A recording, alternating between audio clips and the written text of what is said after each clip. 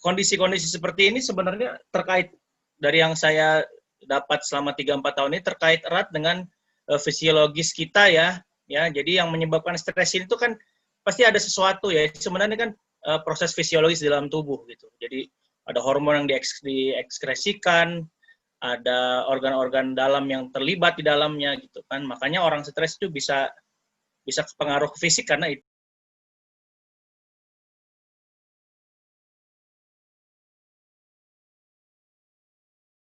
Ini seperti biasa, insya Allah regulernya BSP, setiap Rabu kita sharing-sharing tema atau insight seputar dunia pendidikan dan pendidik gitu ya. Jadi bisa ini temanya bisa untuk guru, bisa juga untuk guru juga di rumah. Karena guru itu sebenarnya nggak di sekolah aja ya Kak Sigit ya. Ya, benar sekali. Di rumah juga kita sebenarnya pendidik gitu ya. Tapi memang kadang-kadang suka terklaster dalam judul nih Kak. Orang tua nggak berasa guru. Padahal sebenarnya kan juga guru ya Kak ya. Gitu. Padahal pendidikan paling utama ada di keluarga. Malahan seperti itu. Nah, sok mangga Kak Sigit, ada slide ya Kak? Oke. Nanti kalau ya, Bapak Ibu, saya akan berbagi slide yang saya punya. Ya, simple aja sih. Jadi ya, kalau kita lihat di sini kan lihat berita segala macam gitu ya, baik di portal online maupun offline, di media massa, TV, internet, itu yang kejadian gini-gini banyak lah ya. Ya, apalagi pas awal pandemi gitu kan, sampai stres orang tuanya, bahkan WA gurunya, protes segala macem gitu. Karena ini masih tahap-tahap pembiasaan gitu ya. Bahkan mungkin beberapa dari teman-teman di luar sana justru mungkin memang belum terbiasa gitu kan, sampai kondisi sekarang. Jangan marah-marah mulu gitu. Sampai akhirnya nyerah, padahal kan tidak baik menyerah gitu. Ya. Tapi ya itu tadi, bahwa kondisi-kondisi seperti ini sebenarnya terkait dari yang saya dapat selama 3-4 tahun ini terkait erat dengan fisiologis kita ya. Jadi yang menyebabkan stres itu kan pasti ada sesuatu ya. Sebenarnya kan proses fisiologis di dalam tubuh gitu. Jadi ada hormon yang diekskresikan, ada organ-organ dalam yang terlibat di dalamnya gitu kan. Makanya orang stres itu bisa pengaruh fisik karena itu. Jadi kita kenal dulu ya sama, mungkin buat yang kenal biologi mungkin pernah tahu ini ya, bahwa kita kenal dulu dengan bagian tubuh kita yang berperan dalam menghandle stres atau seperti ini ya. Jadi kita lihat otak kita dulu ya, Bapak Ibu ya, teman-temannya. Jadi otak kita ini adalah otak yang paling advance dari ciptaan Tuhan, dari semuanya. Tapi advance-nya ini bukan berarti kita meninggalkan fungsi-fungsi dasar. Jadi basic function dari makhluk hidup itu kita masih punya gitu. Dan itu yang sangat penting sebenarnya. Ya, yang pertama ya, ini kalau dibedah di dalam, jadi Bapak Ibu. Nah, kita tuh punya di bawah ini ya, di amigdala ini ada namanya otak reptil atau batang otak sel-sel, bukan amigdala. Ya, ini fungsinya untuk bertahan hidup. Ini adalah otak paling sederhana yang dimiliki oleh makhluk hidup. Ya, the simplest brain dari makhluk hidup yang punya otak. Tentu saja yang paling rendah itu adalah reptil, ya, bangsa buaya, kadal sebagainya. Nah, ini fungsinya hanya bertahan hidup Bapak Ibu. Jadi fight or flight. Ngerasain bahaya, ya kalau nggak lari lawan. Nah, di kita manifestasinya banyak jadinya. Bisa jadi ini yang mempengaruhi, justru paling besar mempengaruhi teman-teman gitu. Itu kenapa nantinya kita lihat nanti ya. Lalu berikutnya kita punya yang namanya otak mamalia atau limbik, sistem limbik ya. Ini emosi. Nah, emosi ada di sini semua Bapak Ibu. Ya, Mbak Del kan punya kucing ya, Mbak Del ya? Iya, betul. Kucing itu bisa menunjukkan afeksi atau emosi ke Mbak Del? Bisa banget. Iya kan, kalau misalnya Mbak Del pulang, kucing ngapain? Biasanya ngeong-ngeong, atau yang manja pengen minta makan, dia glesor-glesor kaki. Manja pengen minta makan. Bentar ya. sayang? Anakku ada di mana? Ada di mobil. Ntar ya Mbak Del ya, ada anak saya dulu. Santai aja, Kak. Lagi naik, maaf ya. Anakku. Ada nggak ada? Di mobil. Tutup lagi ya? Nanti tutup dulu. Ya, nanti. Ya ini, maaf ya intermezzonya. Ya, ini otak mamalia ini adalah otak yang berhubungan dengan emosi paling dasar ya. Mamalia. Jadi ini semua mamalia punya ini. Jadi dari mulai kucing, gorila, lumba-lumba itu punya emosi sebenarnya, dasar, basic emotion. Marah, sedih, kesel, takut, itu semua mamalia punya itu. Jadi makanya kucing juga bisa takut kan? Ya, bisa. Nah, anjing juga bisa takut. Nah, ini adalah emosi ya. Lalu berikutnya kita ada namanya prefrontal cortex atau otak primata. Ini basic thinking yang ada di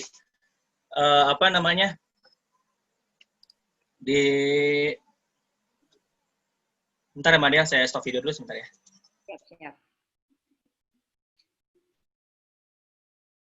Selamat datang buat Bapak Ibu yang baru masuk ke kamar Zoom. Kita baru mulai, jadi nggak ketinggalan banyak.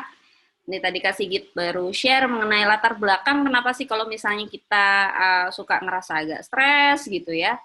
Dan di mana mungkinnya kan sepertinya akan arahnya sebenarnya fisiologisnya ini bagian otak mana kita yang lagi bekerja saat itu. Kita sampai nunggu Kak Sigit. Sekiranya ada mau share ke kawan atau kolega yang lain, dipersilahkan ya Bapak Ibu ya. Linknya silakan saja di-share.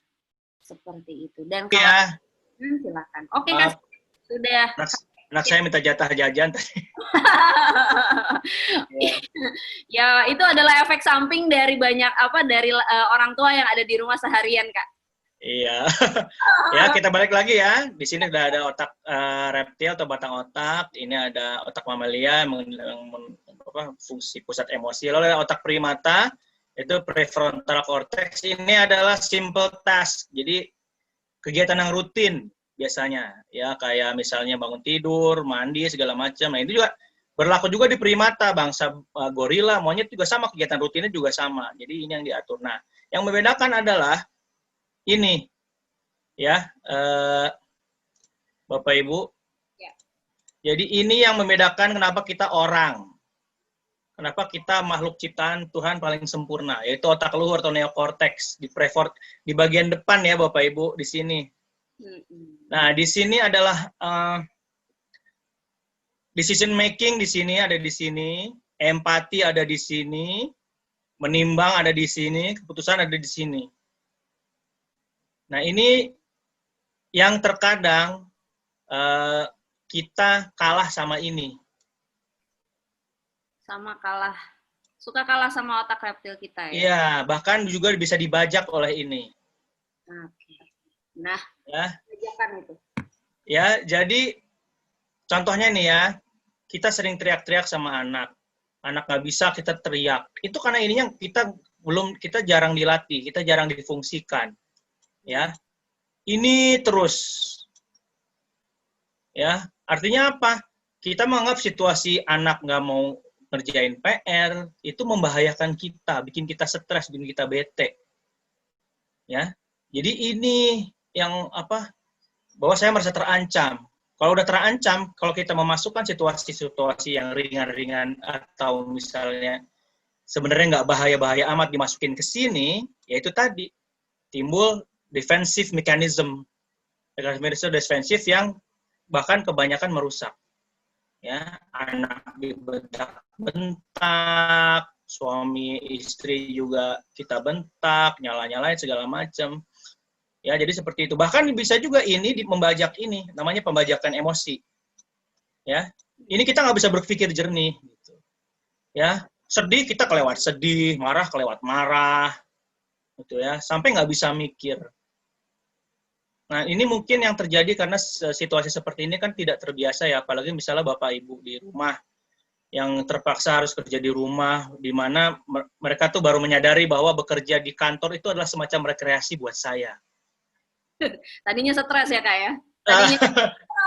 ternyata sekarang jadi rekreasi. Oh, ternyata rekreasi ya kantor itu. Iya, karena kan ya banyak yang kita dengar, gue mendingan kerja di kantor lah daripada di rumah, kan banyak akhirnya tercetus seperti itu. Ya. Jadi banyak yang memang belum bisa beradaptasi dengan hal ini. Bahkan yang beradaptasi akhirnya nyerah. Nyerah itu artinya apa? Ya didiemin, satu didiemin. Gitu. Akhirnya terbengkalai. Bodo amat lah anak gua nggak sekolah, yang penting dia ngerjain tugas, kita nggak ngontrol dia ngapain. Apalagi kan dengan menggunakan gadget segala macam, kita nggak kontrol segimana. Nah, jadi seperti itu. Nah, jadi ini sebagai kepala sekolah, mungkin juga bagi teman-teman yang guru juga, kita bisa menemukan bahwa ada orang tua yang memang tidak siap untuk ini. Dia merasa situasi ini sangat berbahaya bagi saya, ini sangat tidak mengenakan bagi saya. Saya harus bertahan, tapi nggak tahu gimana. Akhirnya ujungnya marah-marah, sedih, kesel. Nah, jadi seperti itu. Ya, ini semua disebabkan oleh organ dalam tubuh kita yang ukuran 2 kali kepalan tangan, 2 kali kepalan tangan kita. Ya, ukurannya cuma segini, tapi pengaruhnya macam-macam. Seluruh tubuh ya, Kak? Ya, seluruh tubuh. Ya, oke. Nah, lanjut ya.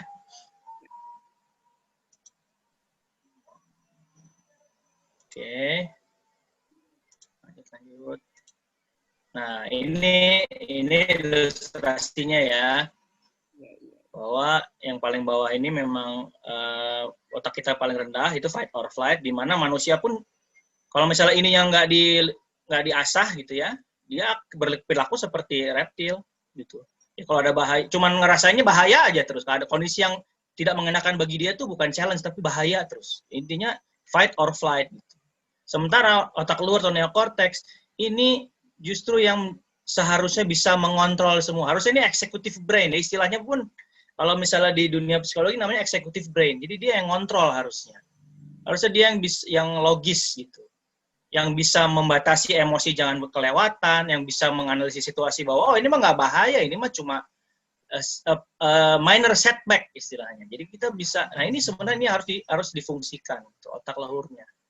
Nah, ya, gimana agar otak luhur ini bisa difungsikan? Kita lanjut ya. Ya. Jadi kenapa kita seringkali terjebak di situasi fight or flight? Ya. Jadi bukan kurang pengetahuan, kemampuan atau pengalaman Bapak Ibu, ya. Mau dia seorang profesor atau anak orang lulusan SMP itu sebenarnya tidak berpengaruh. Ya. Bukan kurang pengetahuan, bukan kemampuan atau pengalaman, tapi lebih pada dia nggak bisa mengendalikan defensive mechanism dalam dirinya. Ya. Ada orang merasa superior dengan situasi seperti ini, anaknya nggak bisa ngerjain, kamu kok nggak bisa sih, papa tuh kan profesor, lulusan ini, kok kamu malah nggak bisa ngerjain, bikin malu aja. Ya, dia merasa dia terancam, padahal kan nggak ada hubungannya gitu kan. Ya, nggak ada hubungannya gitu. Bapak profesor, anaknya nggak bisa, nggak ada hubungannya sebenarnya. Gitu kan. Nah, itu dia merasa terancam. Nah, itu jadinya defensive mechanism, dia memasang tameng. Gitu. Lalu, ya respon sistem dari dalam diri, seperti yang saya bilang tadi, itu hubungannya udah sama hormon ya. Sebenarnya defensive mechanism itu penting ya, tapi karena kan bikin kita fokus, aware, konsentrasi, itu sebenarnya itu, kalau porsinya pas gitu. Tapi kalau misalnya terus-terusan, dia akan ngeluarin hormon-hormon apa sih lupa? Ya, jadi hormon-hormon yang bikin kita itu terus. Coba bayangin, waspada dalam waktu 24 jam. Itu kan nggak enak banget, capek. Capek, Kak. Capek gitu loh. Kita nggak bisa relax, nggak bisa ngapa-ngapain. Nah itu, ya.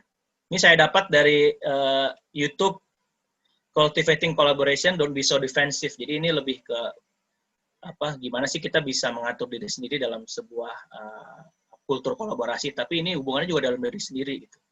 Ya, jadi beberapa contoh defensive mechanism, menarik diri, withdrawal. Nah, ini juga bikin misalnya nih ya, yang kejadian sama anak-anak nih sekarang. 6 bulan pandemi, tugas banyak, malas ngerjain. Habis sholat subuh tidur lagi, udah. Dibalingin sama ibunya, dimarahin sama ibunya nggak ngaruh. Balik selimut dan pakai HP. Ini withdrawal. Oke. Ya. Atau bapak ibunya ngerasa udah fed up, gue mau keluar aja lah kerja di harusnya jaga giliran dia jaga rumah gitu ya. Misalnya, gue mau ke kafe lah, relaksasi, anaknya ditinggal membantunya. Ini withdrawal gitu. Jadi seperti itu. Lalu ada mengasihani diri. Aku orang tua yang nggak becus, nggak bisa ngejagain anak. Ya, anakku nggak bisa apa-apa karena aku nggak bisa apa-apa juga. Akhirnya dia self pity, stres, mengisolasi, jatuh-jatuhnya bisa depresi. Lalu ada blaming, ini menyalahkannya paling banyak mungkin ya. Kalau misalnya kita sebagai guru atau anak, kok kamu belum ngerjain sih? Kok kamu belum ini sih? Kenapa kamu tadi main HP mulu? Ya ini juga peringatan juga buat saya gitu ya. Saya bukan nggak terlepas dari ini ya, gitu. Tapi ya nobody's perfect gitu kan. Ya menyalahkan, blaming. Padahal nggak ada hubungan sama diri sendiri seperti tadi contoh yang saya bilang tadi gitu. Profesor yang anaknya nggak bisa ngerjain kimia, sementara dia guru kimia, terus dia stres karena nggak bisa ngajarin anak. Akhirnya nyalahin, kok kamu kan anak profesor kimia, kok malah nggak bisa ngerjain soal sederhana kayak gini? Papa tuh akhirnya cerita dirinya sendiri. Ya, malah anaknya juga jadi menarik diri kan, nutup kuping. Batang otak yang main gitu. Udahlah. Ngapain sih gua dengerin? Ya udah istilah keluar masuk kuping kiri, keluar kuping kanan ya itu. Itu ulah si batang otak itu.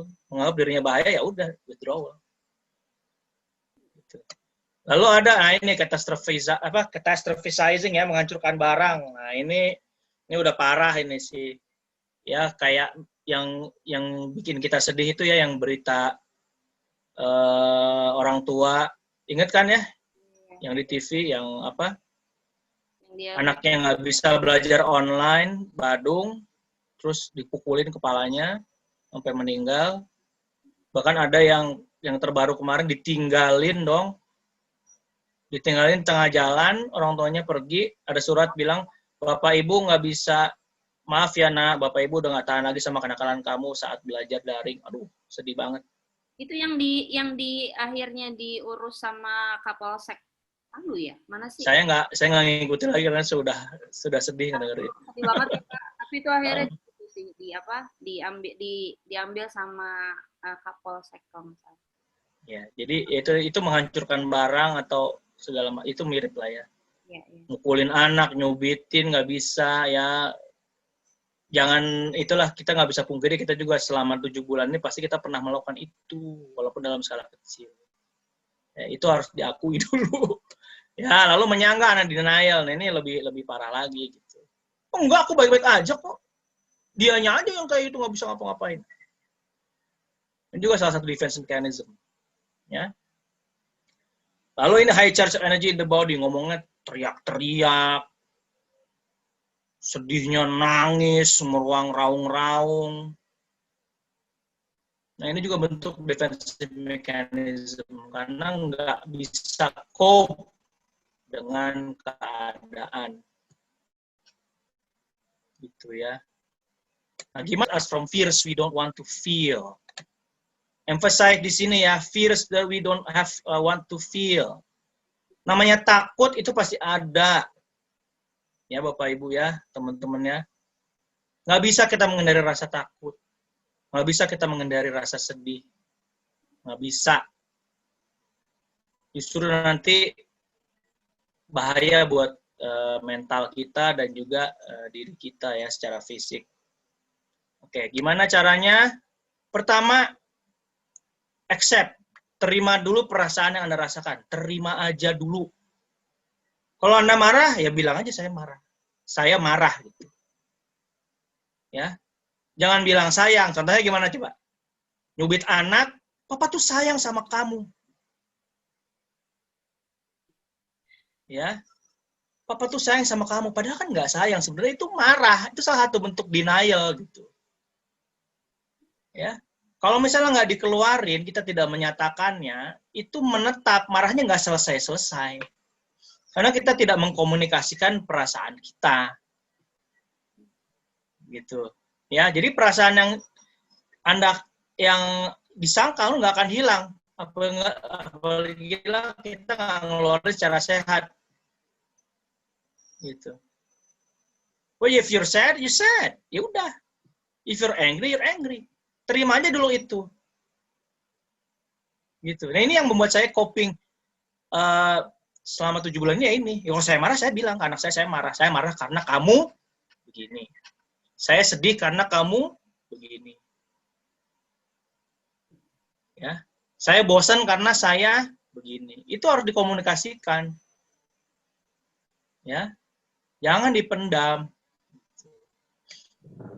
Nah, ini contoh-contoh marah ya. Ini saya dapat dari Alfred Plutchik kalau nggak salah namanya. Jadi namanya roda emosi Plutchik. Jadi emosi itu tidak hanya marah, sedih, kesel, banyak Bapak Ibu. Ya, jadi seperti ini. Ini semakin ke dalam itu dia semakin intensitasnya semakin tinggi. Semakin keluar itu semakin di luar dia lebih ringan. Ya misalnya gini. Bosen itu lama-lama akan jadi muak. Dan lama-lama dia akan jadi benci. Ya. Benci adalah perasaan yang paling tinggi dari bosan. Terus kecewa, bingung. Bingung itu biasanya akan jadi terkejut dan yang paling terakhir terkesima. Dia yang paling dalam terkesima. Wow. Ya. Atau misalnya khawatir. Khawatir itu adalah puncak gunung es dari teror. Gitu ya. Khawatir itu akan berubah, kalau tidak dikendalikan akan berubah menjadi takut dan juga bisa jadi teror. Kita ngapa-ngapain ketakutan. Dan ketenangan. Tenang itu, kalau kita udah tenang, kita biasanya bakal senang. Kalau senang, jadi gembira. Jadi gembira ini beda dengan senang ya. Iya. Iya, beda banget. Gitu. Karena orang bisa senang, tapi juga bisa nggak tenang. Kayak misalnya, nonton sama teman-teman, kita bohong sama ibu, nonton sama teman-teman gitu ya. Kita senang nih, tapi was-was. Aduh, nggak tenang. Nah, sementara gembira ini, kita lagi nggak punya duit, nemu uang 10.000 lagi rogoh-rogoh kantong, nulis 10.000 depan ada tukang cilok, kita gembira banget. Ternyata. Nah, jadi seperti itu ya. Nah, di antara yang ini, di tengah-tengah ini adalah perasaan yang di tengah. Ya, ketenangan dan menerima, dia akan jadi cinta. Ketenangan dan tertarik, interested, dia akan jadi optimis. Jadi seperti itu. Ya. Bosan dan merenung, lama-lama jadi menyesal gitu. Ya. Jengkel. Di tengah-tengah ini ya, Kak ya? Ya. Jengkel itu bakal jadi marah, dan kalau nggak diatasi, dia akan ngamuk. Oh iya. Ya, jadi seperti itu. Ya, jadi banyak sebenarnya emosi-emosi kita tuh banyak gitu. Dan ini yang first step-nya adalah kita harus akui dulu perasaan kita. Ya. Kalau Anda marah, marahlah. Bilang aja Anda marah. Ya, akui dulu kalau kita pernah nonton film, saya ngajarin anak-anak saya itu mengenai feelings ini, saya nonton ini. Saya ngajarin mereka nonton Inside Out. Inside Out dari Disney. Ya, ini sangat baik sekali buat ngajarin gimana anak-anak bisa memahami emosi di dalam dirinya sendiri. Ya, dan itu jadi salah satu film favorit anak-anak saya sampai sekarang. Dan hasil gimana dia tahu dari namanya sadness, disgust, fear, anger.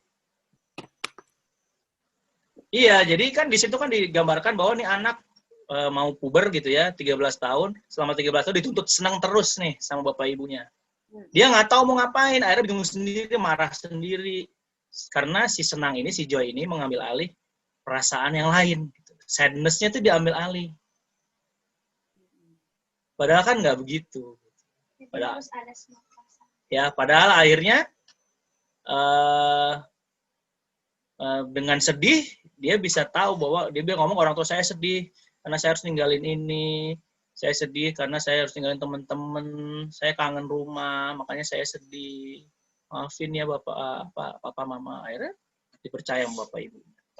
Akhirnya bapak ibu juga terbuka, oh papa juga sedih kok ninggalin ini ya. Itu dengan menerima perasaan kita bisa kita bisa berpikir untuk next step-nya gitu.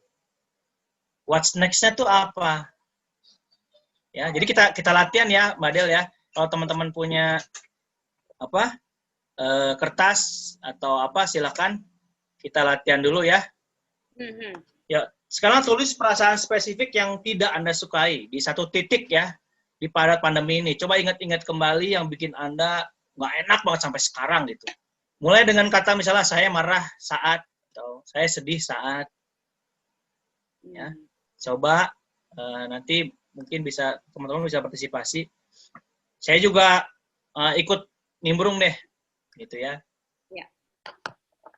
Ya, terus, yuk sebelum kita step yang kedua ini kita tulis dulu ini ya. Ya. Oke, mungkin Mbak Adel bisa tanya teman-teman mungkin yang mau berbagi siapa? Ya, Bapak Ibu terbuka ya. Ini kita santai aja. Jadi siapa aja yang sekiranya mau sharing, yang mau volunteering untuk untuk berlatih ini gitu ya, untuk ngasih tahu atau ngeluarin aja gitu. Ini yang sudah ditulis tentang perasaannya ini silahkan aja. Gitu. Yang ini dulu ya. Iya. Jadi ini saya juga sambil nih kasih gitu udah ngambil bolpen sama buku sambil. Karena selama ini juga kalau saya mencoba ini Kak, jadi kalau ada rasa gitu ya, saya terima tapi saya nggak selalu mengungkapkan itu. Jadi saya akuin tapi nggak selalu saya komunikasikan sih, intinya sih begitu. Oke, ya it's the first step lah. Nggak semua orang bisa seterbuka itu, Mbak Del. Iya betul Kak. Jadi dengan ini aja dulu, dengan menerima dulu aja perasaan ini. Ada yang mau? Kayaknya belum ada yang mau nih. Iya. Ada yang mau? Apa-apa lah, kita juga nggak memaksakan ya. Iya. Betul.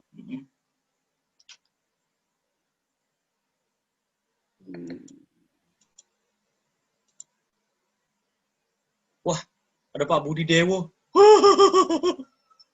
Ada Coach Budi Dewo. Ada Coach Budi. Udah lama nggak ketemu ya Allah. Hilang lagi dia. Kayaknya putus nyambung karena tadi juga udah masuk terus sempat keluar minta admit lagi. Oh, oke. Ya.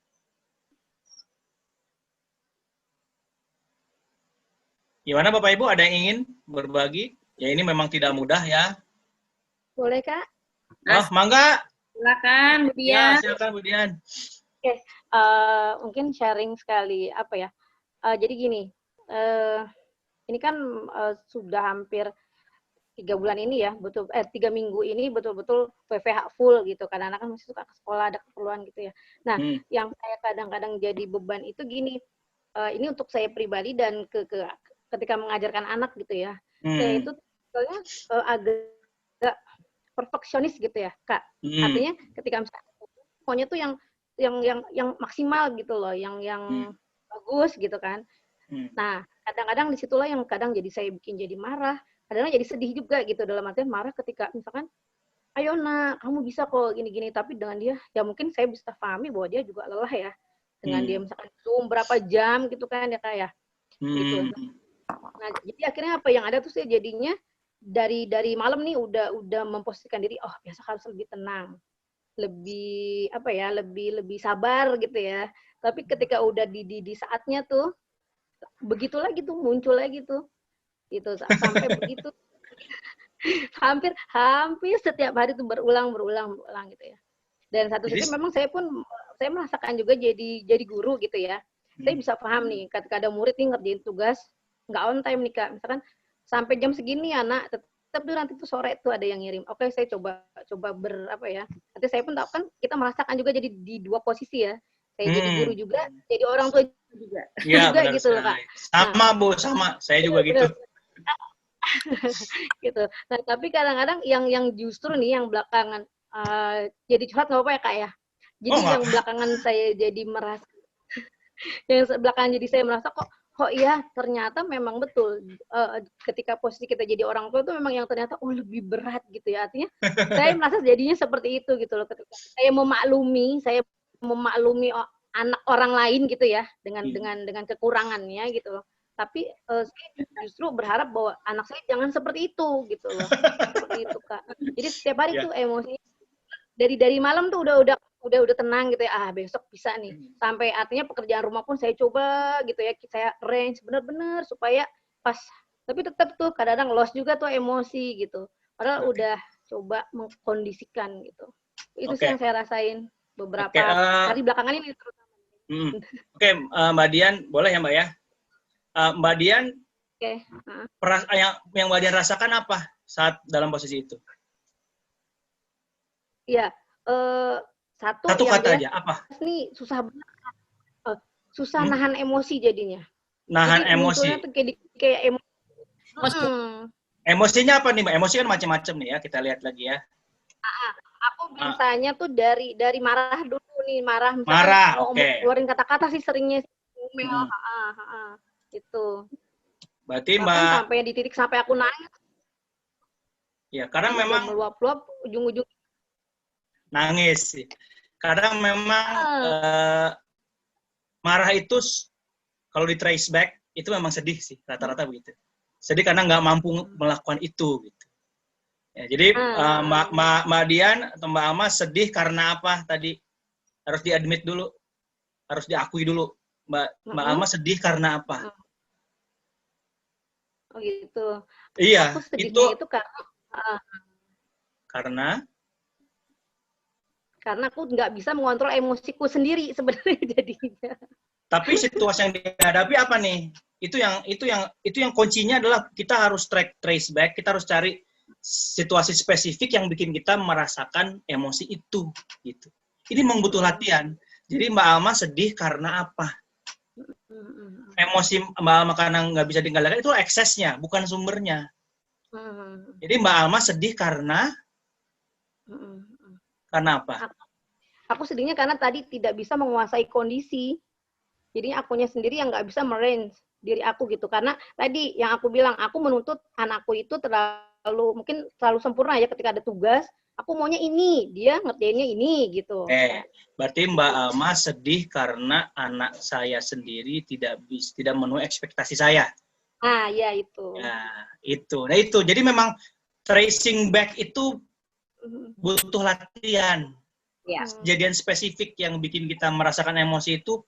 Jadi kita nggak bisa menggeneralisasi kayak saya sedih karena nggak bisa mengontrol emosi. Tapi kan pengontrol emosi adalah ekses. Ekses dari penyebabnya apa? Nah itu yang kita harus latih agar bisa melaksanakan next step-nya. Makasih ya Mbak Alma udah sharing ya. Oke. Ada lagi? Ya. Ada lagi mungkin? Aku kalau sedih. Oh gimana Mbak Del? Kalau aku itu marah, rasa yang ada itu marah ya, cenderung marah. Itu kalau misalnya anak-anak itu bicara ke aku itu dengan nada yang nggak menyenangkan, nggak. Jadi entah mereka jadi nggak sopan gitu, kasar. Nah, itu memicu sedihku juga di situ. Kenapa gini amat sih anak-anak ngomong sama gue gitu ya? Iya. Ya, itu nanti akan nyambung ke yang kedua ini ya nanti ya. Iya. What's next-nya kayak gimana? Ada lagi mungkin? Mangga loh. Bapak Ibu teman-teman silakan. Ya, ini dari yang saya temui ya selama di Jakarta dan di Jawa Barat ini ya, ini faktanya adalah cowok paling susah mengakui emosinya sendiri. Itu sudah kebanyakan seperti itu. Kalau bisa ditanya gitu perasaan Bapak apa? Enggak ngerasain apa-apa, biasa aja. Itu adalah terbiasa kita meredam. Ya. Bukan mengendalikan. Tapi menahan atau meredam emosi. Kalau kita lama-lama terus menahan dan meredam, itu ada dua eksesnya ya. Pertama, bisa jadi api dalam sekam. Emosi itu akan keluar tiba-tiba dengan intensitas yang sangat besar dan bisa merugikan diri sendiri atau yang lain, misalnya jadi ngamuk, jadi tantrum, ngeraung-raung, nangis, atau pergi dari rumah misalnya. Atau yang kedua, itu jadi mati rasa. Itu eksesnya kalau kita menahan emosi, bukan mengendalikan. Kalau mati rasa ya itu tadi biasa aja. Anak sakit, oh anak gue sakit. Ya udah gue bawa ke rumah sakit aja. Beda dengan mengendalikan diri ya. Kalau mengendalikan diri biasanya timbul empati gitu. What's next-nya apa? Kalau misalnya mati rasa ya udah gitu aja gitu. Mau ngerasain apa-apa. Itu yang bahayanya itu. Jadi kata kuncinya adalah kendalikan, bukan menahan. Kendalikan, langkah pertamanya adalah menerima dulu. Ya, saya kasih contoh ya. Kan anak saya itu terdiagnosa dia ADHD. Yang tadi saya ngobrol minta uang jajan, itu ADHD. Jadi pas pandemi ini, dan pandemi struck, dia nggak boleh ke sekolah dong. Iya. Ya nggak, berarti dia harus di rumah. Dan karena saya guru, saya yang volunteer untuk nemenin dia selama belajar di rumah. Ya. Itu banyak, saya marah karena dia banyak melakukan hal-hal yang nggak biasa. Dibilangin, diulang lagi. Padahal itu ciri-cirinya anak ADHD seperti itu. Ya, dia proses internalisasinya tuh lama. Nah itu diulang-ulang segala macam. Saya marah, saya bilang sama dia, ayah marah karena kamu tidak ikut pelajaran tadi, malah lari keluar. Saya ngomong gitu ke anak saya, dan anak saya ngerti, oh ayah marah. Nah what's next-nya gimana? Saya kan kepala sekolah juga, jadi anak saya ini saya bawa ke sekolah saya. Ini solusinya ya. Gimana agar perasaan itu bisa berkurang atau bisa saya kendaliin? Gimana caranya biar? Kalau di rumah aja malah nambah-nambah. Akhirnya saya mengambil keputusan yang lumayan drastis. Jadi saya tidak mengerjakan pekerjaan kantor selama saya nemenin anak saya. Hanya yang wajib-wajib aja, misalnya pada saat ngajar atau misalnya disuruh bikin SK, itu saya kerjain. Tapi selebihnya dari jam 8 dari jam 8 sampai jam 11 itu saya fokus ke dia. Baru setelah sekolahnya selesai, dia udah tenang, dia udah bebas dari kewajiban bersekolahnya, baru saya ngerjain kerjaan saya. Bahkan sampai ke bawah anak-anak tidur saya masih kerja. Itu adalah risiko yang saya bisa timbang gitu. Ya. Itu adalah risiko yang bisa saya timbang, bahwa saya bisa kok begini. Dan alhamdulillah ke cover dua-duanya gitu. Jadi nggak setengah-setengah. Itu tuh maksud saya. Jadi kita harus cari tahu spesifik dulu. Nanti kita akan belajar refleksi. Oh, nah Mbak Adel juga gitu. Saya juga gitu sama anak saya yang perempuan. Ya. Anak saya yang perempuan tuh saya kesel kalau dia ngomongnya nadanya tinggi, bentak sama saya. Ya, saya akhirnya refleksi diri. Gitu. Anak saya yang pertama ini adalah korban tanda kutip experimental parenting karena anak pertama. Ya, saya marah, saya neriakin dia. Jadi dia sudah biasa melihat saya menaikkan suara saya sama dia. Oke, itu saya langsung berefleksi. Oke, mungkin salah satunya adalah salah saya. Jadi setiap anak saya naikin suara, saya nggak naikin, Mbak Del. Saya rendahkan suara saya buat tegas. Nah ya, ayah nggak suka kamu ngomong kayak gitu. Ayah orang tua kamu. Kamu harus ngomong kayak gimana? Ya. Lain kali seperti apa? Ya, maaf. Nah, kayak gitu. Saya udah tenang, saya masuk baru. Nah, kamu kan tahu sendiri kita kan Muslim. Di mana anak tuh tidak boleh menaikkan suaranya lebih tinggi dari suara orang tua. Ada ayatnya loh, kamu tahu kan pernah baca, kita baca bareng waktu itu. Iya. Jadi, kalau di anak kita marah, suaranya tinggi, ya jangan ditinggiin lagi, ntar nggak beres-beres. Itu kasus di saya ya, tapi beda-beda buat teman-teman yang lain. Oke, ya silakan yang kedua ini. Dari perasaan yang di sini tadi, misalnya Mbak Dian tadi nulis, saya sedih karena anak saya tidak bisa memenuhi ekspektasi saya. Nah, tulis, biar itu bisa Anda kendalikan perasaan itu, apa yang harus dilakukan? Nah, itu. Karena ini ini juga kita belajar refleksi ya, sebagai diri sendiri, sebagai orang tua, sebagai guru, gitu. Akhirnya saya banyak pemakluman di kondisi sekarang ini. Bahkan ke murid-murid saya sendiri. Saya, kalau murid-murid, orang tua murid saya tuh SMS-nya langsung ke saya gitu, kepala sekolah gitu kadang-kadang. Curhat panjang lebar WA-nya. Jadi ya tahulah kondisi rumahnya, ada yang HP-nya cuma punya satu, dipakai 3 orang. Ada yang memang broken home, ada yang single parent. Nah, itu jadi saya prinsipnya yang saya pelajari di sini adalah jangan bawa sekolah ke rumah. Ngerti maksudnya nggak? Jangan bawa suasana sekolah di rumah. Jangan bawa sekolah di rumah. Jangan menyamakan tugas-tugas di sekolah dengan belajar di rumah, nggak bisa. Oh, oke. Tidak akan bisa. Ya? Kenapa? Kayak kata kunci.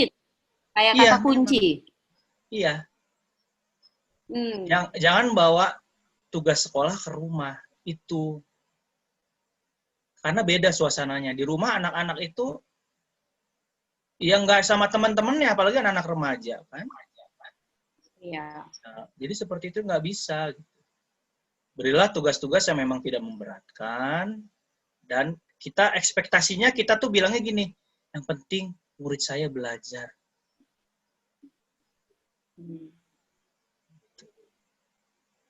Ya, ini juga salah satu refleksi kami gitu. Di sekolah saya udah 3 bulan ini, mulai ada trending pemasukan tugas tuh pada telat. Anak-anak udah pada telat. Dan SMS curhat dari WA curhat dari orang tua bertambah. Oke, akhirnya kita refleksi sebagai sekolah, refleksi, saya dewan guru rapat, minta mereka tanya oleh kelasnya masing-masing. Itu tadi, tugasnya berlebihan. Tugas setiap hari. Padahal kan sekolah kan tugas nggak setiap hari. Iya.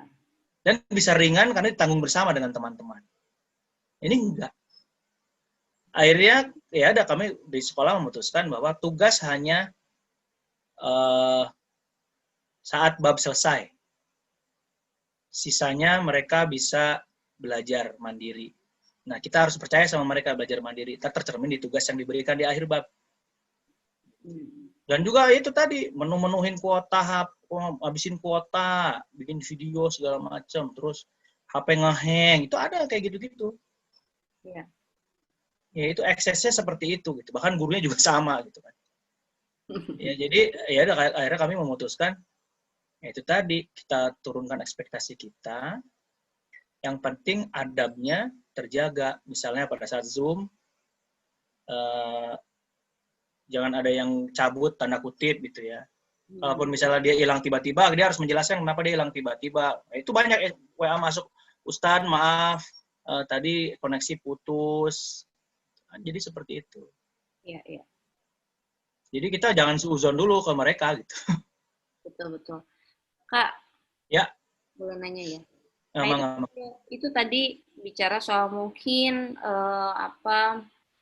educators yang di sekolah lah ya, bisa coba untuk implementkan strategi itu gitu.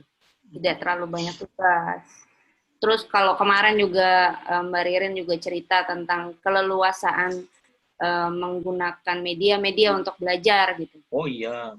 Nah, tapi ini gimana kalau orang tua yang menghadapinya di mana nggak berdaya nih, Tat? Jadi Ustadz deh aku manggilnya, Kak.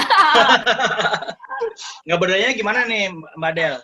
Iya, orang tua yang mau gimana ya gitu. Mungkin bisa lah, mungkin ada orang tua yang japri gurunya untuk bilang, Miss gitu ya, atau Mister, kayaknya ini beban lotnya dan bla bla bla kebanyakan. Tapi kan ini juga sering juga kita ketemu guru-guru yang hanya menampung, Kak. Gitu ya. Yang hanya menampung nih. Kak Sigit. Iya, iya. Ya, betul. Yang menampung. Jadi orang tua jadi kayak nggak berdaya juga. Nah, dan saya juga nggak tahu ya, efek dari marah-marah yang tadi juga Kak Sigit sampaikan di slide paling depan. Yang dimana orang tua udah ngejawabnya udah benar-benar serampangan banget lah ya, udah sarkas kadang-kadang kalau saya lihat itu di yang berseliweran di dunia maya.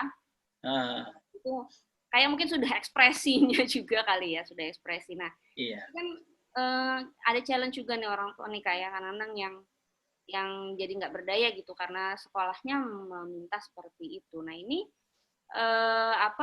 ada strategi nggak untuk parents nih, karena di sini juga ada parents nih Kak. Saran saya sih Bapak Ibu tolong jalin komunikasi terus dengan pihak sekolah.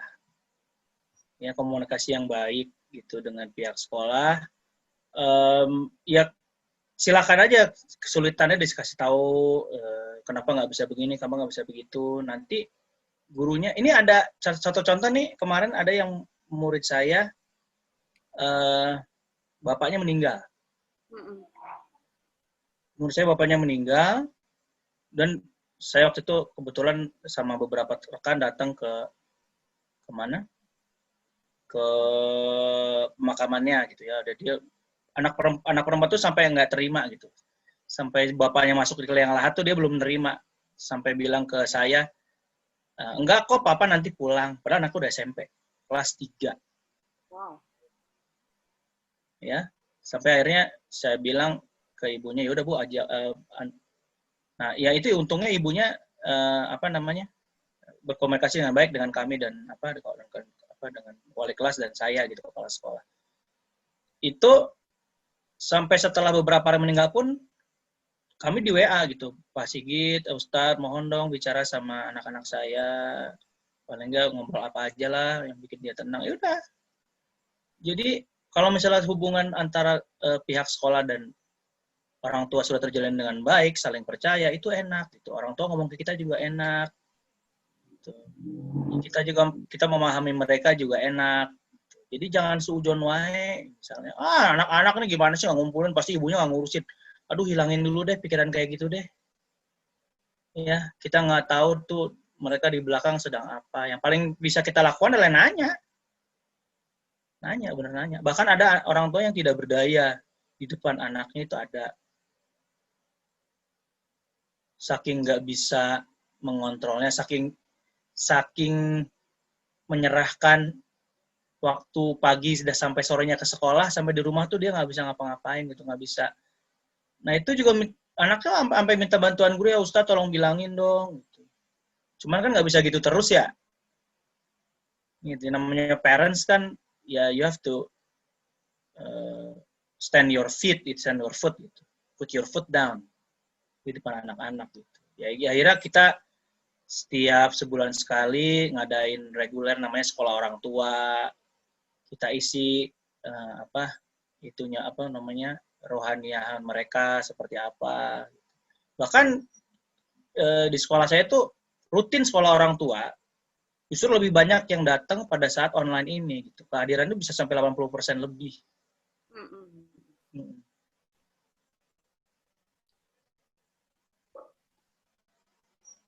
Ya, jadi seperti itu, maintain aja trust, kepercayaan terhadap sekolah, untuk nanya ke gurunya dengan tentu saja bahasa yang baik, di waktu yang baik pula gitu kan, jangan malam-malam jam 12, jam 10 WA marah-marah. Nah, seperti itu, Mbak Del. Iya, siap. Karena memang kadang-kadang orang tua juga ini ya enggan berkomunikasi. Jadi memang di masa pandemi ini memang perlu teamwork ya, Kak Sigi. Oh, jelas. Orang tua di sekolah dan di rumah. Baik. Dan kalau ada orang tua yang seperti itu, sekolahnya harus jemput bola. Ini di saya nih ada yang sampai nggak ngumpulin tugas sama sekali. Saya tanya ke orang tuanya kenapa, akhirnya ceritalah. Itu tadi, itu HP-nya cuma satu, dipakai sama 3 orang di rumah ganti-gantian segala macem. Jadi anak sulung harus bantu orang tua. Nah, kan kalau kita nggak nanya, kita nggak tahu tuh kondisi gimana. Betul, betul. Nah, jadi pihak sekolah juga harus berempati dan sensitif merasakan apa yang dirasakan orang tua, apalagi di masa sekarang ini. Iya. Orang tua juga jangan galak-galak ya, Bapak Ibu. Oh iya, kita jangan saling galak deh ya. Kita jangan saling galak deh. Pak Edwin ketawa-tawa ya Pak ya. Adakah Pak digalakin ortu Pak? Ada. Ada Saya ya. mau curhat juga nih, Mbak Oh, Adel. boleh, boleh. silakan. Ya, nih kebetulan ada Pak Kepsek sekaligus tutor hebat kita nih, sepertinya Pak Sigit. Yang pertama saya mengucapkan terima kasih buat Mbak Adel sudah membuat suatu tempat wadah berkumpul bagi kita bersama, bisa sharing, bisa curhat. Kami dapat ilmu gratis di sini.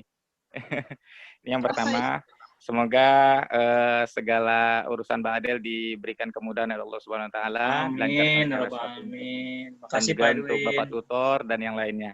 Oh, saya bukan tutor, Pak. Saya pelaku juga kok. Oke, siap.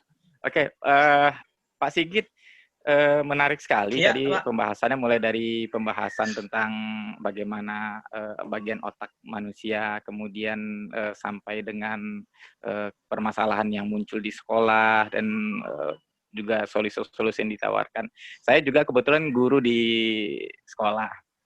Jadi setelah kalau saya boleh curhat dulu, setelah saya bandingkan, saya gurunya di SD negeri nih. Anak saya dua-duanya sekolah di sekolah yang swasta.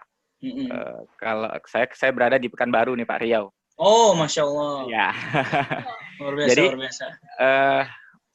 Saya merasakan suatu hal yang sangat berbeda sekali dalam kepedulian orang tua, terutama dalam kondisi COVID ini, dalam wabah ini. Saya lihat bahwa yang anaknya sekolah di swasta itu jauh, mereka lebih peduli kepada anaknya, dan mereka lebih aware kepada anaknya ketimbang dengan yang berada di negeri. Jadi saya berpikiran, malahan kenapa sudah sekolahnya gratis tapi tidak peduli gitu dengan anak. Jadi sampai ada berpikiran seperti itu. Dan itu yang pertama. Yang kedua, kalau mengenai curhat tadi mungkin lebih kurang sama. Kalau kita pelaku pendidikan, kita guru, kita akan sama. Ada nanti orang tua yang bisa menyampaikan responnya dengan baik. Ketika dia memiliki kendala, dia sampaikan dengan baik, dengan bahasa yang bijak. Ada juga yang tidak dengan baik gitu. Seperti hari ini saya ada menemukan satu orang tua yang dia langsung saja, Pak itu nggak bisa mudah ya cara belajarnya. Karena kenapa harus seperti ini, kenapa harus seperti ini. Jadi saya berpikiran rasanya saya sudah evaluasi dari beberapa aplikasi yang ada, dari beberapa strategi daring yang ada. Saya sudah coba di satu aplikasi ini, ternyata tingkat keaktifannya tidak tinggi. Saya coba pindah ke aplikasi yang lainnya agar bisa dikerjakan dengan mudah, dengan cepat, dan kita juga nilainya itu bisa langsung otomatis. Saya bisa pantau dan bisa langsung laporkan ke grup dari pagi, misalnya saya berikan tugas, siangnya bisa saya berikan laporan, ini yang sudah mengerjakan, ini yang belum, itu sudah bisa langsung masuk. Sampai sore saya berikan kelonggaran dan saya tidak berikan tenggat waktu. Tapi masih ada satu orang yang gini, saya malahan bilang, Ibu sabar ya, sebenarnya kalau dari kendalanya apa gitu. Kalau kendalanya hanya masalah email dan login, itu kendala yang sederhana. Karena dari semua orang guru, dari semua orang wali murid, cuman ibu yang mengeluh dengan hal ini. Saya tangkap ini karena beliau belum bisa menerima situasi seperti ini. Jadi sampai di kata-katanya dia mengatakan dalam tulisannya, itu makanya anak saya tidak mengerjakan tugas. Padahal ini kan sudah jauh, sudah beberapa bulan berjalan. Beralasan karena lupa sandi, jadi beralasan bahwa tidak mengerjakan tugas seperti itu. Jadi saya jelaskan juga, malahan saya ngajarkan, ini mungkin latar belakang pendidikan orang tua yang berbeda. Saya berikan juga kata semangat di sana, saya juga berikan ke depan, Ibu. Mohon kita lebih bijak. Yang pertama ketika kita ucapkan salam dahulu. Saya malah ajarin gitu, Pak. Sampai terakhir nanti sampai sampaikan kita orang tuanya dari siapa, kelas berapa, kemudian permasalahannya apa, kita carikan solusinya apa, dan apalagi kita harus berbicara baik dengan teman bicara kita, apalagi guru dari anak-anak kita. Karena saya membandingkan dengan yang di swasta, tingkat keaktifan orang tua, kepedulian orang tuanya terhadap anaknya itu memang sungguh jauh berbeda sekali. Jadi kebetulan karena saya di sekolah saya yang sebagai monitoring untuk kegiatan daringnya, saya yang juga tutorin kemarin untuk teman-teman guru, dan semua saya buka kesempatan di 2 bulan setengah, saya buka kesempatan bagi orang tua yang memiliki permasalahan dengan akun, permasalahan dengan email, permasalahan dengan seputar daring, bisa datang ke sekolah, jumpain saya. Setiap hari itu ada pasien saya gitu. Tapi rasanya dengan sampai berapa bulan ini, sudah 3 bulan kita berjalan, masih tingkat keaktifan saya lihat itu juga sangat jauh berkurang. Terus permasalahan yang berikutnya, kalau saya kebetulan anak saya cowok semua nih Pak Sigit. Nah, kalau saya bandingkan anak saya dengan teman-teman yang anaknya perempuan, itu tingkat belajarnya, semangat belajarnya itu sangat berbeda. Sangat berbeda. Kalau mungkin yang perempuan lebih rasa ingin belajarnya lebih tinggi daripada laki-laki gitu. Memang jadi mungkin strategi yang bisa kami gunakan untuk memberikan motivasi kepada anak-anak kami agar bisa semangat untuk belajar, dan mereka peduli dengan tugasnya, mereka peduli dengan proses pembelajarannya, dan juga setelah saya lihat dari seluruh siswa yang mengirimkan nilai, yang mengerjakan tugas itu, yang banyak tidak mengerjakan juga laki-laki. Iya, ini dia. Ya, ini jadi apa yang mungkin di samping tadi saya minta masukan dari Pak Sigit mengenai selaku memposisikan kita sebagai orang tua, bagaimana cara kita memotivasi anak kita, juga bagaimana cara kita memotivasi guru-guru kita atau siswa-siswa yang laki-laki gitu nih pada khususnya, agar mereka juga mau mengerjakan tugasnya. Karena yang lucu sekali, untuk mengerjakan PTS, ujian tengah semesternya, itu mereka kerjakan semua. Itu berlomba-lomba semuanya ngerjakan. Itu dalam waktu berapa jam itu kita berikan, mereka sudah selesai semuanya. Tapi kalau tugas harian, misalnya tugas yang 1 kali 1 minggu, itu tingkat kepeduliannya sangat kecil sekali gitu. Bahkan sampai saya nulis bahwa absensi, kemudian nilai harian, kemudian itu PTS, ulangan harian, PTS, dan itu sampai ke nanti ujian semuanya akan menjadi nilai akumulatif. Jadi semuanya sangat penting sekali. Jadi itu harus diperhatikan bersama. Seperti itu, Pak. Jadi saya minta masukan dari Pak Sigit, Mbak Adel, dan yang lainnya, bagaimana hal-hal yang tersebut yang tadi, membangkitkan kepedulian orang tua, kemudian bagaimana cara memberikan strategi dan memberikan motivasi kita kepada anak kita, terutama anak laki-laki di rumah, kepada siswa kita, dan apakah memang betul yang saya rasakan itu lebih berbeda ya sekolah kepedulian orang tua sekolah negeri dengan swasta. Ini hanya mungkin pemikiran saya, tapi kalau memang kurang tepat mohon diluruskan. Terima kasih. Oke. Terima kasih Pak Edwin. Ya. Terima kasih Pak Edwin. Enggak kasih gitu. Oke. Untuk yang pertama ya, kenapa sekolah negeri kepergian kalau gratis justru malah kepeduliannya kurang? Justru karena gratis kepeduliannya kurang, Pak. Karena nggak ada stake dia di sana, tidak ada investasi dia di sana. Kalau swasta wajar orang tuanya lebih kritis karena dia bayar.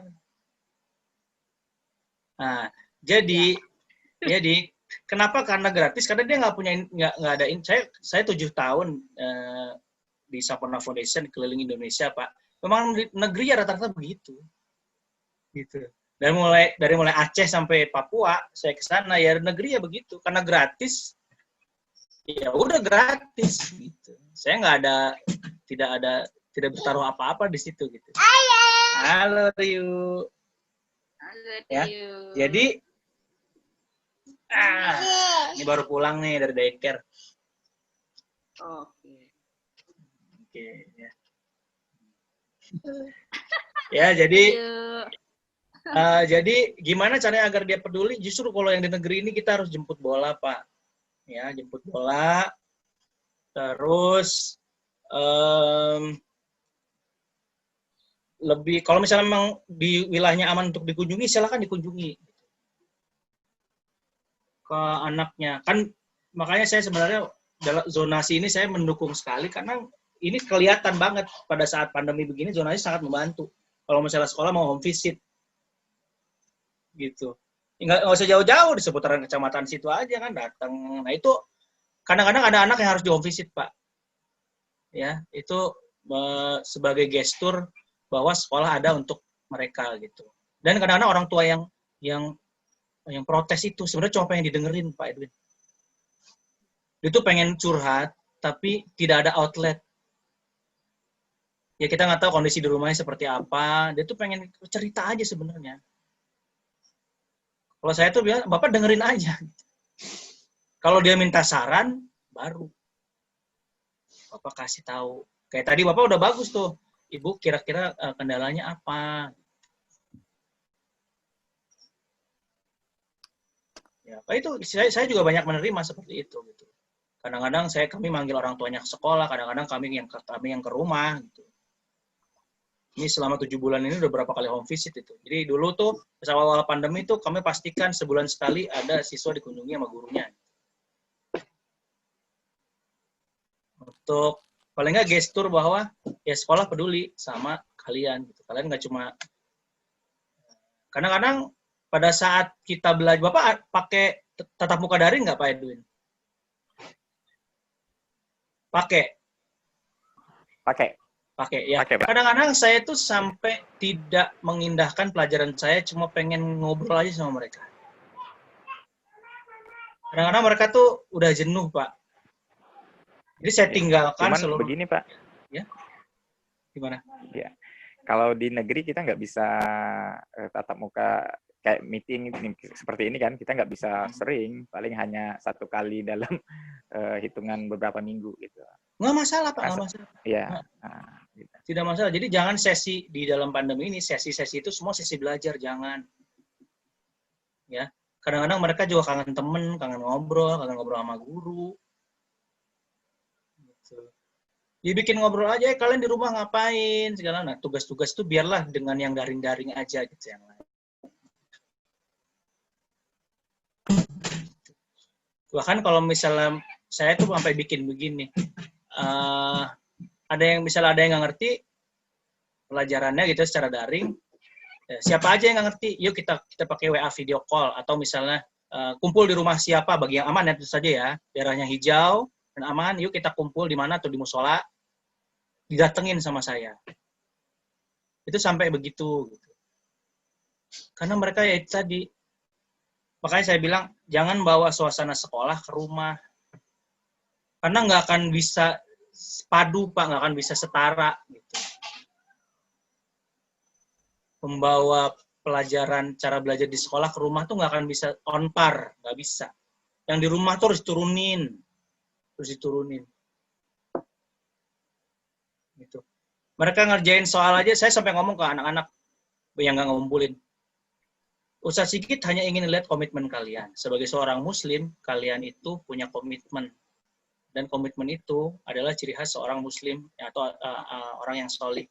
Mau kalian bisa enggak, itu urusan nanti. Yang penting kalian komitmen.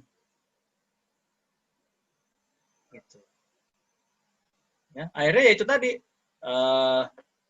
beberapa anak akhirnya mulai nyicil ngerjain satu-satu. Ada yang mungkin ada murid saya yang slow learner gitu. Saya sampai bilang ke dia, kamu ngerjain aja lah 2 tugas per minggu dah yang kamu suka dan kamu bisa. Asal kamu belajar. Karena kan di amanat kurikulum darurat ini kan dari Kemendiknas pun kita harus menurunkan ekspektasi kan sebenarnya. Jangan kita terjebak dengan sekolah di saat kondisi normal. Nggak bisa. Kitanya yang stres, anaknya yang stres. Gitu. Orang tua marah-marah ya, Kak? Iya, marah-marah, kesel, sedih, ngamuk, dan segala macamnya. Ya, akhirnya, ya itu tadi saya akhirnya, seperti yang saya bilang, kami mengubah strategi dimulai bulan ini, kita ngasih tugas itu kalau bab selesai. Mereka bisa ngumpulin tugas itu kalau bab selesai. Selebihnya kita kasih video pembelajaran, kita ngobrol-ngobrol.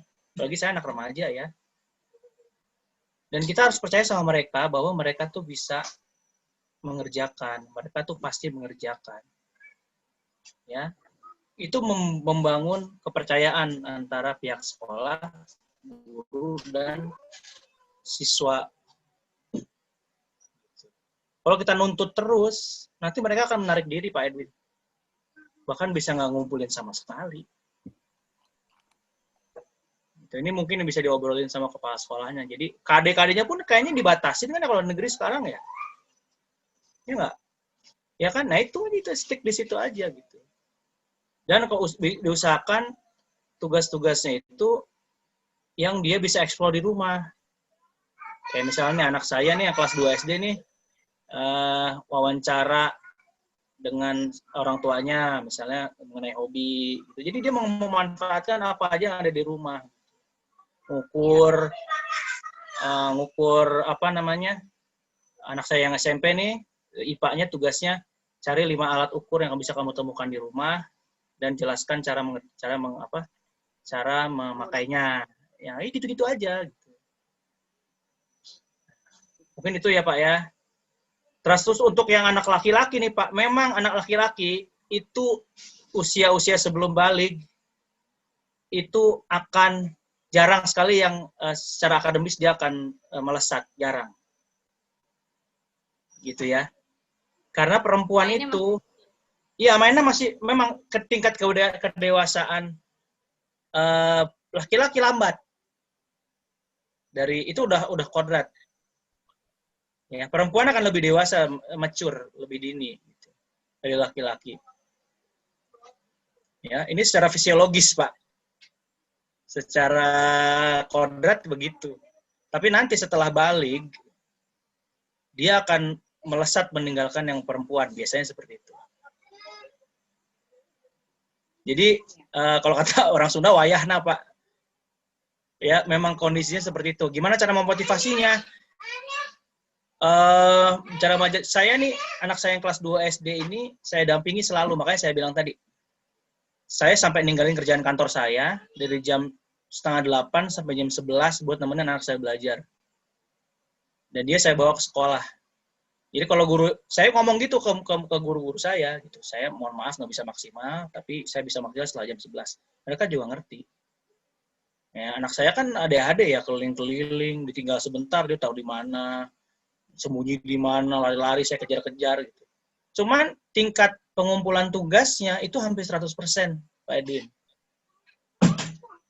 Karena dia didampingi. Bapak harus menyediakan waktu buat mereka. Jangan disambil. Sebulan pertama disambil, saya stres. Kerjaan anak nggak selesai, kerjaan kantor nggak selesai. Harus fokus. Kalau ke anak laki-laki itu kita dampingi, dia ngajak belajar, kita ngajak bercanda, teman ajak lagi, fokus lagi. Gitu. Misalnya udah selesai ngerjain satu tugas, oke, kamu boleh istirahat, mau ngapain, mau lari, mau main, silakan. Tapi kasih waktu ya, misalnya setengah jam. Kita bikin kesepakatan sama mereka. Nah, kalau kita menghormati kesepakatan itu, mereka akan menghormati kita juga.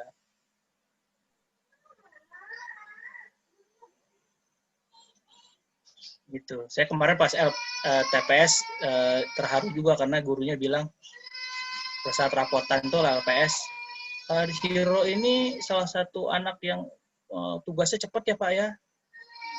Beda sama hampir 100% mengerjakan itu, karena itu saya dampingi, nggak bisa saya sambil Pak, harus fokus gitu, nemenin. Dan itu adalah pengorbanan yang saya pilih. Nggak tahu kalau Pak Edwin nanti seperti apa.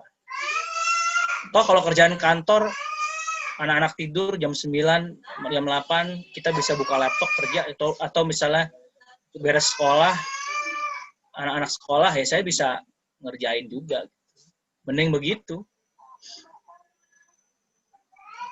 Untuk mempertahankan kewarasan saya juga nih sebagai orang tua dan guru. Gitu. Betul, Kak. Kanan kiri kanan ya, Kak ya. Iya. Cuma Iya, tadi semua dari kita rasanya kiri kanan. ya, Semua dari kalau kita misalnya kiri kanan. kalau kita sudah bisa melatih menerima perasaan kita, kita nanti bisa ngendaliin. Kalau kita bisa ngendaliin, kita bisa menerima, kita bisa acceptance alias ikhlas, alias legowo. Cuma itu tadi latihannya itu tadi. Cari tahu kenapa saya punya perasaan seperti ini. Pertama ungkapin dulu deh. Emosi saya tuh yang rasain apa? Kenapa, apa yang bikin saya merasakan itu? Makanya anak saya kalau misal udah berat gitu ya, ngerjain tugas, dia nangis ya udah nggak apa-apa. Boleh kamu nangis, kamu kesel ya. Ya anak kan belum bisa mengungkapkan perasaannya, kita pandu, kamu kesel ya. Karena tugasnya berat. Iya, aku udah berusaha tapi nggak bisa. Ya udah nggak apa-apa. Nah, kalau kamu tenang kita mulai lagi ya. Oh, udah nangis nggak apa-apa, saya temenin. Iya loh, banyak loh yang nangis kasih gift, bahkan sampai level SMA. Teman saya cerita, jadi anaknya udah SMA, lagi ngerjain tugas, tiba-tiba jelek dong laptopnya mati. Belum diapa-apain. Si Raya juga sempat kayak begitu. Nggak ada recovery kebetulan. Bener-bener crash. Ngulang lagi dari nol. Itu, stres. Nangis. Ya itu peran orang tua jangan langsung malah, loh kok kamu nggak ngecas sih dari tadi, gimana aja? Udah di-save belum? Kok nggak di-save? Jangan ngomong kayak gitu. Enggak. Pokoknya jangan reaktif ya, Kak. Iya, jangan reaktif. Terima aja. Kenapa? Oh, gini-gini. Ya udah mati lah. Maksudnya, kamu kesel kan? Iya, kesel. Udah dengerin aja dia ngoceh, dengerin aja dia mojok, nangis, udah kita diemin. Gitu. Tapi kita beri sign, beri tanda bahwa kita ada di samping dia. We are there for them. Jadi kalau misalnya udah beres, nangis, ini kayak anaknya yang perempuan nih, koneksi internetnya jelek banget kan begitu. Dia nangis, ya udah biarin aja dia nangis. Kalau udah pas dia selesai, dia peluk saya, nangis. Jadi gimana tadi? Itu kan nggak bisa ngumpulin tepat waktu. Nah ya, ini adalah keadaan yang tidak bisa kita kendalikan. Nggak bisa ngapa-ngapain.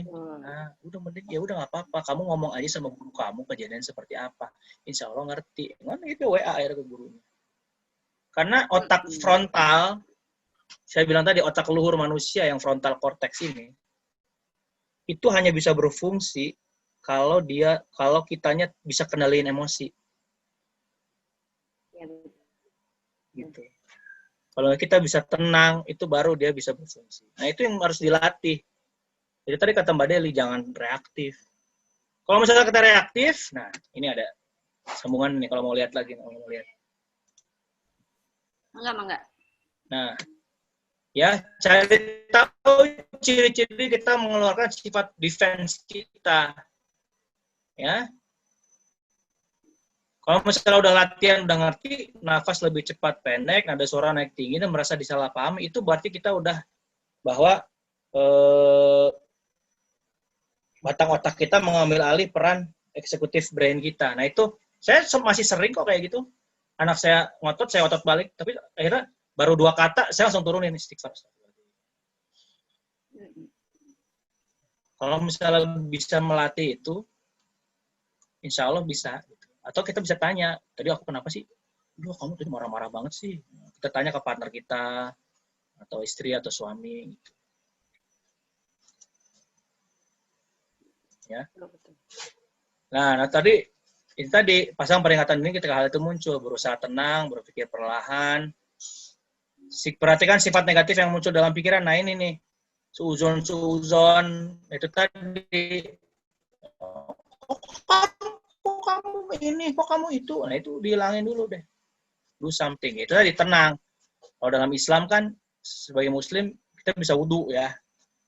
Bahkan sholat 2 rakaat pada saat kita emosi marah pun boleh gitu.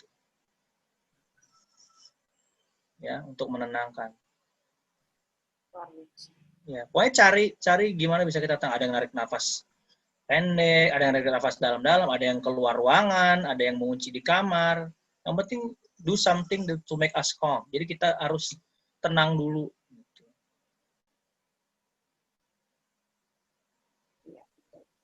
Ini nyambung sama kemarin loh Kak Sigit. Oh gitu? Sisi, iya, bicara pada saat kita merasa sedang emosi, mendapat respon dari anak-anak kita gitu ya, itu salah satu metodenya adalah supaya menenangkan diri adalah bergerak, entah pindah ruangan gitu ya, pokoknya intinya bergerak.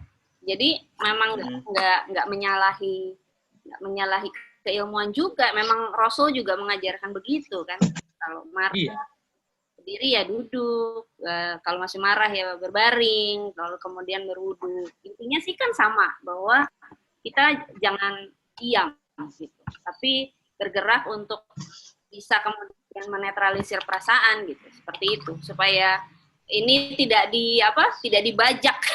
Iya, tidak dibajak emosi gitu. Tidak dibajak reptil dan emosi kita. Jadi memang kita mesti bergerak. Ini nyambung sama kemarin sih Kak Sigit, sesinya dari sisi kemarin. Sisi ya. Ya, dan dari Pak Edwin tadi tanya juga bicara soal memotivasi anak-anak gitu ya, dan soal mereka tidak submit tugas, mangkir lah kasarnya gitu ya Kak. Ini juga bahkan nyambung lagi tuh sesinya Mbak Ririn yang mungkin Kak Sigit juga sempat ikut ya, soal bicara kebebasan menggunakan media-media belajar, karena bisa jadi ekspresi. Dan kemarin juga sempat diobrolin tuh Kak, jadi ada Bu Eni yang kebetulan punya masalah anak-anak itu selalu telat absen. Jadi bahkan kehadiran nih cuman sekian persen bahkan. Tapi waktu PTS memang hadir semua, tapi pada saat sudah reguler itu hilang anak-anaknya pada belum bangun dan segala macam. Jadi minta tolong ke guru, ke Bu Eninya juga gimana mesti bangunin semua anak murid gitu ya dengan online gitu.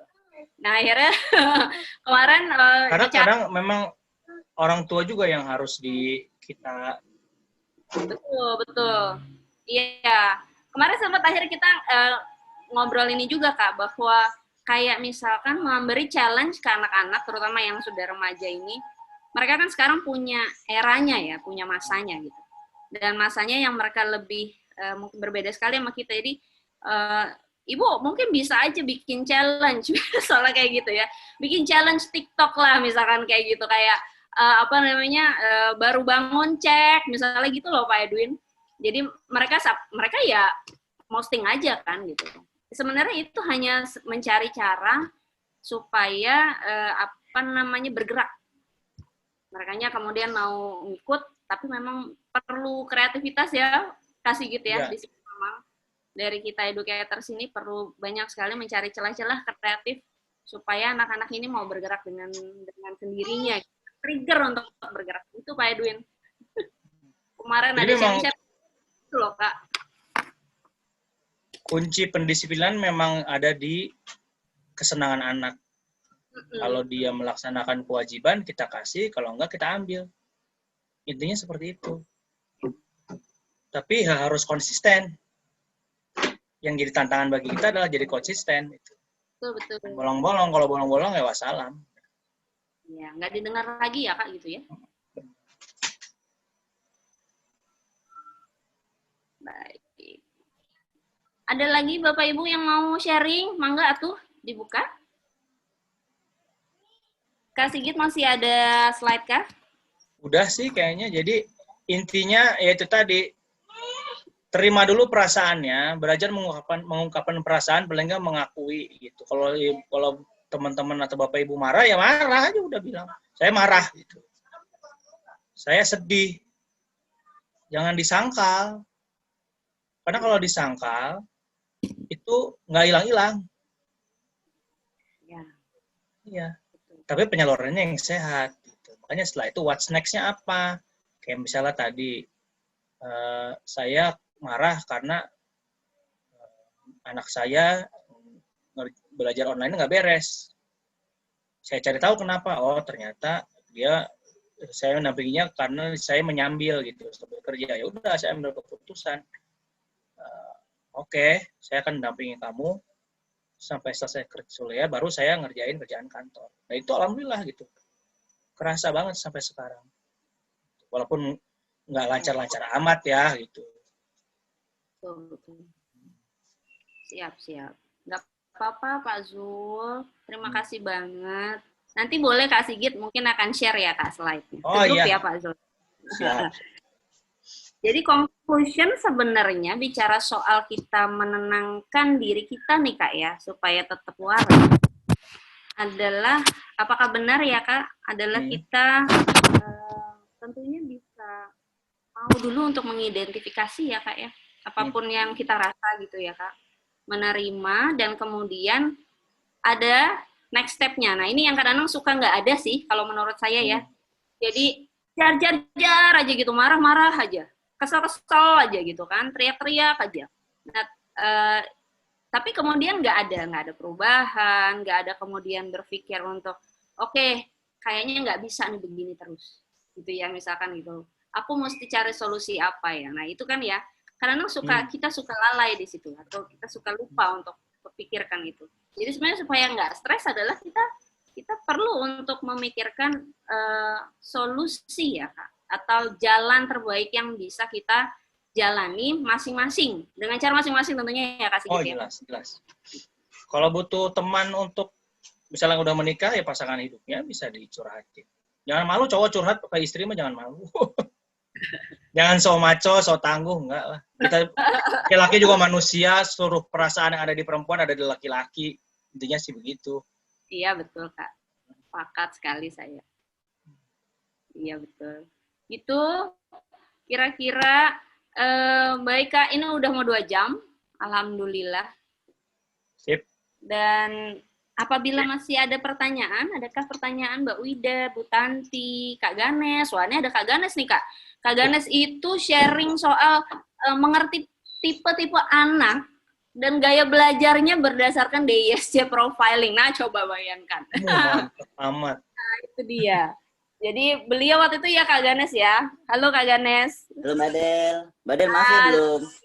Dari kemarin kita nggak sempat ketemu Mbak Del ya. Aduh. Ngobrol lagi. Iya, maaf enggak.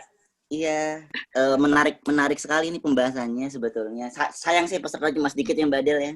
Iya, nggak apa-apa Kak. Ini yang penting saya taruh di YouTube karena saya paham sekali setiap dari kita punya kesibukan dan prioritas masing-masing. Yang penting kami tetap melakukan ini bisa terus. Syiarnya nanti via YouTube Kak. Iya, bisa betul. diakses kapan. Iya. Karena cukup ini sih Mbak Del. Kebetulan sebetulnya kemarin tuh pengen ketemu sama Mbak Del, ingin ada beberapa yang mau kita diskusikan sih. Jadi memang hampir sebulan terakhir ini kita roadshow online sih ke beberapa guru-guru ya tadi apa yang disampaikan oleh Pak Edwin itu yang kemarin kami dengarkan di guru-guru terutama di daerah di kota di daerah terpencil lah karena minggu lalu kami dengan 3.000 partisipan itu khusus di daerah timur Mbak Del sebetulnya. Jadi kami diskusi dengan guru-guru di daerah Maluku, Papua, kemudian NTT, NTB seperti itu ya. Banyaklah problematika terkait pembelajaran jarak jauh seperti ini. Tadi bagaimana meregulasi emosi yang tadi disampaikan oleh Pak Sigit itu. Jadi memang kalau Pak Edwin merasa apakah hanya aku saja ya? Enggak Pak Edwin. Jadi sebetulnya hampir mayoritas guru-guru yang kemarin kami sharing ajak diskusi menemui hal-hal yang sama. Tadi solusi-solusi yang disampaikan oleh Pak Sigit itu sudah cukup tepat sih memang. Nah memang yang paling penting itu terutama sih untuk guru-guru di sekolah negeri itu adalah bagaimana kita komunikasi dengan pengawas dan juga komunikasi dengan kepala sekolah. Karena kan berbeda ya kalau sekolah-sekolah swasta otonominya cukup luas. Tapi kan kalau guru negeri terbentur oleh beberapa aturan-aturan yang kalau gini takut salah seperti apa. Nah, jadi kemarin tuh ada pengawas di daerah Maluku agak frontal sih kemarin sharing Pak Ganes kalau saya sama guru-guru mau apa silakan kalau nanti kepala dinasnya protes saya yang akan membackingi mereka. Ada apa namanya pengawas yang sampai seperti itu, karena memang menurut pengawas itu akan sangat sulit untuk sekolah-sekolah, terutama sekolah negeri, hanya mengandalkan online seperti ini. Ya tadi benar kata Kak Sigit bahwa perbedaan antara sekolah swasta dengan sekolah di negeri itu memang di level pertama, di level kemampuan orang tua, tingkat pendidikan, kemudian juga kemauan mereka atau pengetahuan mereka tentang pendidikan dan parenting. Itu tuh mutlak berbeda banget pasti Pak Edwin. Dan memang siapa nih yang bisa untuk jadi tombaknya? Ya guru-gurunya. Kayak kemarin tuh ada satu guru, jadi beliau cerita. Ini saya cerita nggak apa ya Mbak Adel ya? Jadi saya yang cerita nih. Ngomong. Jadi waktu itu ada guru yang cerita dia di daerah Lok Sumawe di Aceh, dari rumahnya ke sekolah itu jaraknya itu kurang lebih 60 kilo seperti itu. Nah, kebetulan sekolahnya itu ada di perbukitan, Badel. Wow. Nah, jadi koneksi internet otomatis nggak bisa seperti itu. Satu-satunya tempat yang bisa koneksi internet adalah kantor desa, kantor kayak kepala desanya lah di tempat situ. Nah, jadi apa yang dia lakukan? Akhirnya dia setiap hari itu ngekopiin soalnya, kemudian bagiin tuh jalan kaki hampir sejauh 30 kilo untuk ke anak-anaknya seperti itu. Karena apa? Karena kalau nggak kayak gitu, anak-anaknya nggak belajar karena ya boro-boro internet. Sinyal aja di sana itu masih naik turun katanya Mbak Adel. Jadi kalau mau dapat TV mereka tuh harus pakai parabola seperti itu. Jadi nggak bisa tuh bahkan untuk nonton jelas juga nggak bisa ya Kak. Nggak bisa Mbak Adel. Bahkan untuk nonton TV yang jadi sarana hiburan mereka tuh harus pakai parabola seperti itu. Bayangkan bagaimana internet bisa masuk ke mereka. Jadi memang ya se-effort itu beberapa curhatan dari teman-teman pendidikan. Makanya kalau saya ngelihatnya ya Allah, ini memang kita sih sebagai masyarakat tuh harus angkat topi dan nyembah sama teman-teman guru ini yang di masa pandemi ini, karena kan bebannya berat banget ya Mbak Adel. Udah dimaki-maki sama orang tua, dianggap nggak becus, dianggap apa, bahkan ada waktu itu sekolahnya cerita dilabrak sama kepala sekolahnya dilabrak sama orang tua, katanya pendidikannya nggak jelas, kemudian harusnya nggak bayar, harusnya seperti apa ya. Saya miris aja ya Allah, bahkan mereka itu perjuangnya sudah sedemikian besar aja juga masih dimaki-maki sama orang tua ya, apalagi yang memang banyak banget sih potret-potret pendidikan seperti itu. Jadi seperti itu sih Pak Edwin. Jadi ya sebetulnya sih in the end-nya ya tidak perlu merasa bahwa apa yang kita lakukan itu salah, karena memang ini situasi yang bukan kejadian yang bukan hal yang akan sering terjadi. Ini extraordinary case kan sebetulnya. Iya. Tadi darurat ini. Regulasi emosi. Betul. Dan kita berharap nggak ada lagi nih lah untuk beberapa tahun ke depannya masih gitu ya. Berarti iya, nggak usah ada lagi deh kalau bisa. Iya. Cukuplah sekarang ini aja lah seperti itu, jadi pelajaran berharga kita seperti itu. Begitu sih Mbak Adel sharing-sharingnya seperti itu. Ya, semoga aja nanti kita bisa ngobrol-ngobrol banyak untuk kita bikin beberapa kegiatan ya Mbak Adel ya. Dengan senang hati Kak Ganes. Mau atau dibuka itu record kameranya biar kenalan sama Kak Sigit dan yang lain. Soalnya pakai baik. Ini soalnya sambil kerja Mbak Adel, bentar. Oh iya. Kita aja Kak Ganes, boleh lagi. Videonya Kak Ganes sudah naik. Iya. Ya, video Kak Ganes sudah naik di YouTube-nya BSP. Memang saya belum woro-woro juga ke grup mengenai YouTube channel kita yang sudah siap. Saya mau masukin dulu konten-konten yang agak sudah berjalan. Nanti sekiranya cukup saya baru akan share ke kawan-kawan Bapak Ibu yang ada di grup BSP. Siap Adel. Kak Ganes sehat selalu. Ya, kira-kira begitu. Aduh, Bu Hera baru masuk lagi tadi kayaknya mental ya. Ini ada kawan saya juga, orang tua. Ada Mbak Wida dari Sekolah Maleo. Ini ada siapa nih? Ibu ya, Jawa Barat Bekasi. Pak Zul. Ini terima kasih banyak yang stay sampai selesai. Budian juga. Jadi mudah-mudahan ini sesi sore ini bermanfaat ya, Kak Sigit. Iya. Mungkin ada closing statement-nya. Closing statement-nya adalah kalau buat guru jangan bawa sekolah ke rumah, itu aja.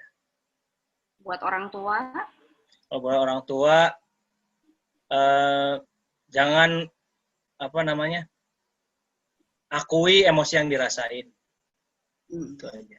aku emosi yang dirasain. Baik, terima kasih banyak Pak Edwin, Kak Sigit, terima kasih banyak. Jazakallahu khair. Kak Ganes, terima kasih. Bu Hera, Budian, Pak Zum, Mbak Wida, Bu Linda, terima kasih yang stay. Sampai ketemu di Rabu Sinau berikutnya. Terima kasih. Wassalamualaikum warahmatullahi wabarakatuh. Waalaikumsalam Waalaikumsalam warahmatullahi wabarakatuh. Makasih. Thank you. Bu Deli, Kak Sigit, Makasih makasih. Mbak Del, sama-sama. Makasih semuanya. Ya.